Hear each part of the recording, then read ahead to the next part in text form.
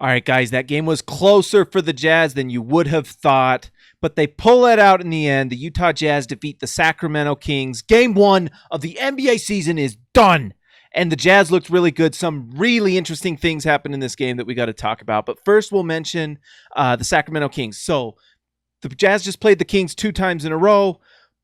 Different story each time. Insane the difference the Kings, the difference in their play from the first time they played and the second time. The Jazz absolutely destroyed them the last time they played in preseason.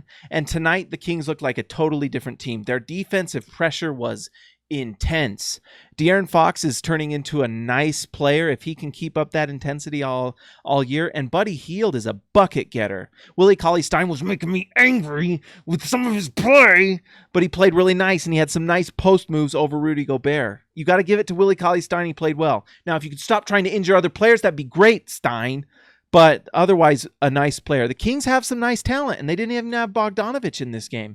Maybe the Kings will surprise people this year. With that level of play, I wouldn't be surprised. Now, part of the reason the Kings were in this was because of the play of one of the Jazz's starters that was really, well, 2 starters played pretty subpar tonight by their standards, but especially Ricky Rubio. It was a rough night. Started off like 0 for 3, 0 for 4 with 3 or 4 turnovers, got the pull right away. The Jazz were down like 26-9 in the first quarter at one point. And then what happens?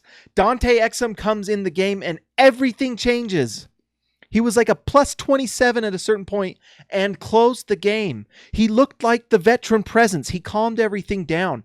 Dante might be the starter by the end of the year. Don't be surprised. I called it on the SLC Punks podcast, and I'm talking about it here. If you don't think he has a chance, you're not watching.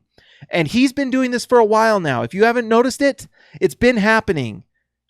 But it's going to be more and more apparent because the confidence is there. The 3-point shot is there. He missed a couple corner threes, but the first thing he did when he came in the game, pulled up from the top of the 3-point line and buried it. And from that point on, the game changed. Absolutely. The other player that changed the game, and I got to give props. I got to give apologies, actually. I am sorry, Alec Burks. You are incredible, and I was wrong.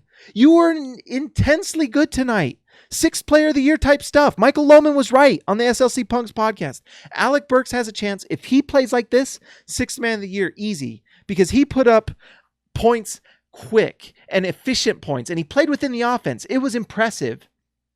Alec Burks is a bucket getter. And if we get this AB every night who plays at least average defense, which is what he did, his defense was fine. That's the thing I always worry about with Alec Burks. But tonight it was great.